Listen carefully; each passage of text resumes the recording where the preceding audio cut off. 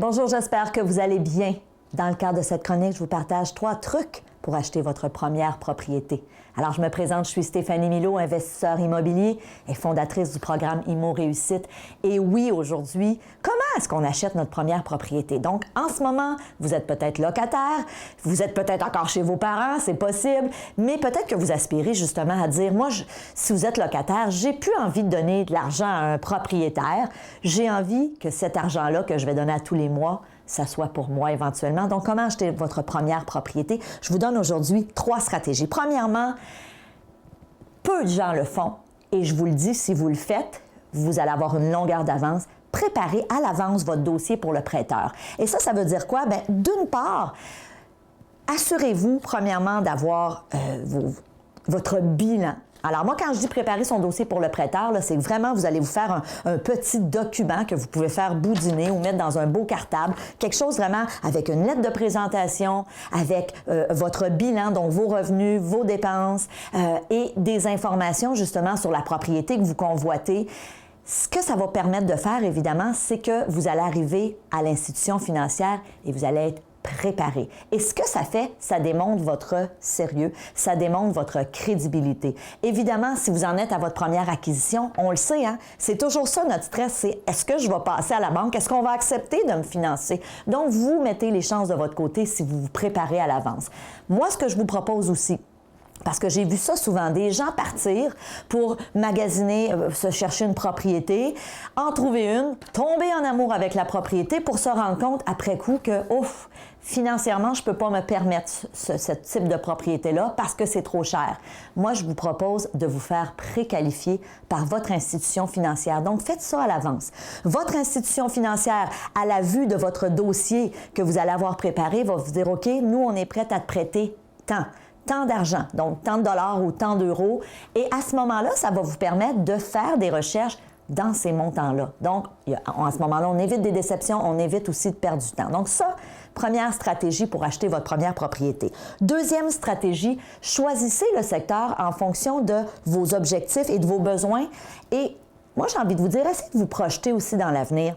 Parce que quand on parle de nos besoins, vos besoins actuellement, prenons un exemple, si vous êtes un jeune couple sans enfants, est-ce possible que dans quelques années, vous allez peut-être décider d'avoir un ou des enfants? Et ça change.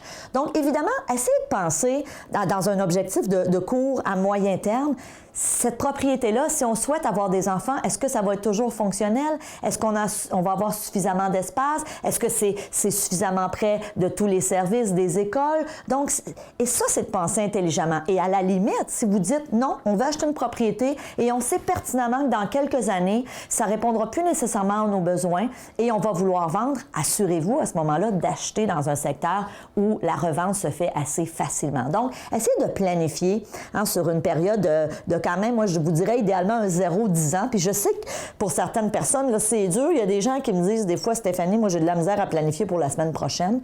Ceci dit, quand on fait des acquisitions dans ces montants-là, d'acheter une propriété, évidemment, il faut être capable de penser un petit peu plus à long terme.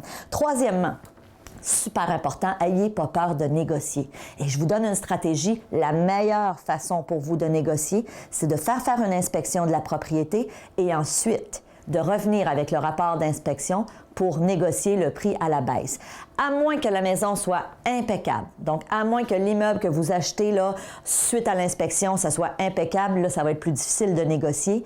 Mais à la base, avant même d'essayer de négocier avec le rapport d'inspection, assurez-vous que vous avez fait vos devoirs, que vous avez regardé le prix des comparables. Combien dans ce secteur-là les propriétés se vendent pour vous assurer de payer le juste prix. Et n'ayez pas peur des fois d'offrir un prix plus bas. C'est quoi le pire qui va arriver? On va vous revenir avec une contre-offre. Donc, n'ayez pas peur de négocier et je vous le dis, faites inspecter la propriété. C'est un montant d'argent quand même substantiel, s'acheter une résidence. Donc, assurez-vous là, que vous couvrez vos arrières, comme on dit, quand même que vous investiriez 500-600 $. Moi, j'ai une amie qui, dans les dernières années, voulait s'acheter un condo et les 2 condos qu'elle a visités, elle les a fait inspecter. Oui, à chaque fois, ça lui a coûté 500 $, mais dans les 2 cas, elle n'a pas acheté Et mon Dieu, aujourd'hui, elle se dit une chance que j'ai pas acheté parce que ce sont des immeubles à problème. Donc, des fois, c'est un petit 500 $, mais qui est super bien investi, qui va peut-être vous faire sauver des milliers de dollars.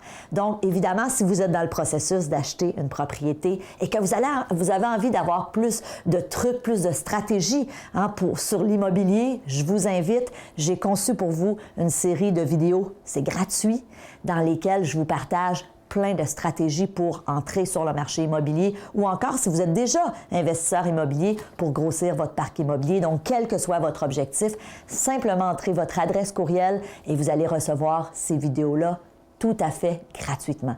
Donc, je vous dis merci de votre confiance, merci de votre temps. Maintenant, c'est le temps de passer à l'action et on se voit dans une prochaine chronique. Salut!